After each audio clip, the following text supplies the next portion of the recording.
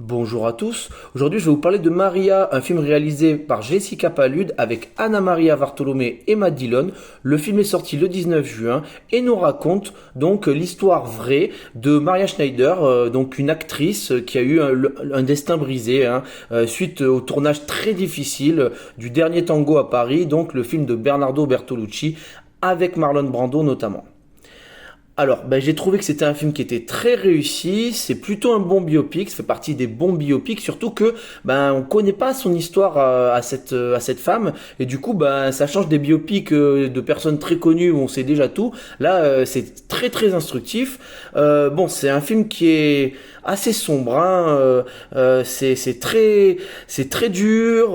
Bon, il y a bien sûr il y a une histoire de viol. On traite des drogues dures aussi.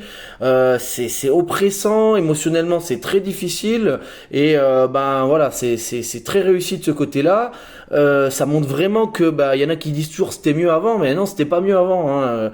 Et c'est un film féministe mais qui tombe pas du tout dans la caricature, et j'ai beaucoup apprécié le ton du film. Euh, voilà, la réalisation est assez classique, mais les acteurs sont très bons.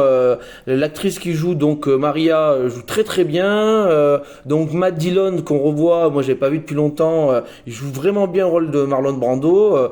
Non, c'est vraiment une petite réussite. Écoutez, moi je vous conseille d'aller le voir. Et puis voilà, par contre faut s'accrocher. C'est un film difficile, mais j'ai vraiment apprécié. C'est pour toutes ces raisons que je lui mettrai la note de 7 sur 10.